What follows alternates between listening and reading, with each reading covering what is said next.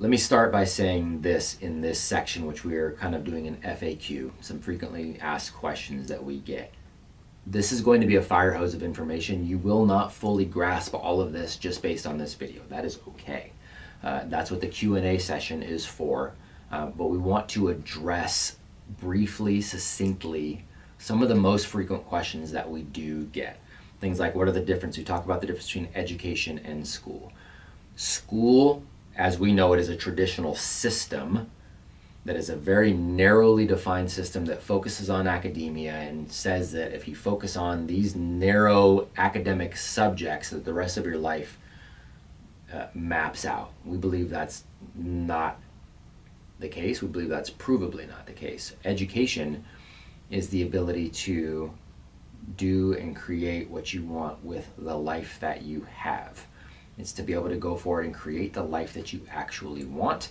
And so then we backwards map from that and go, okay, what are the skills, abilities, mindsets, experiences that you need in order to let that happen? So there's a vast difference between education and school.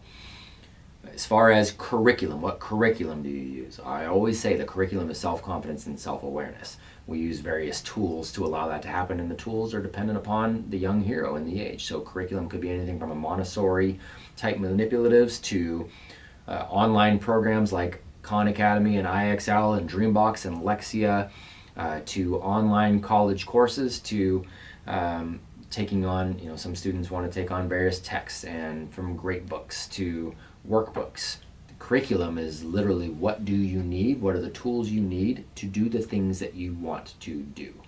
Curriculum could be any of the books that I'm reading right now, could be curriculum for a student. So we don't focus again just on an academic curriculum, we focus on how do you grow to get the skills and abilities to do the things that you want to be able to do. How do we grade our students? Well, again, that goes back to the curriculum.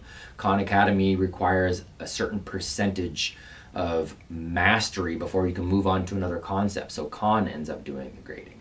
Students have projects, and those projects might have a contest related to them, or they may have judges that are there, or they may be giving a presentation that is in competition with somebody else, or they may be starting a business and working to gain real money.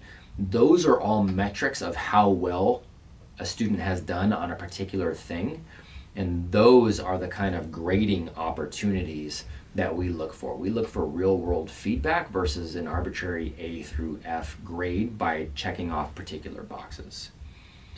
Transcripts. Yes, we can write transcripts. Yes, we can write transcripts all the way through high school. Yes, those transcripts come from an accredited organization, although accreditation doesn't mean as much as people think it does. Yes, we write transcripts, and our students get into colleges and can use those transcripts to get into junior college, four-year college, and they can also create digital portfolios and go directly into the workforce. We have a number of partnership programs for post-high school as well. As for core quests, writers' workshops, civilizations, those are just badges. Those are names for opportunities that the young people have. Core means their normal academic time. Badges means an individualized project. Quest is a collaborative projects. Writers' workshops are taking on various components of writing and communication.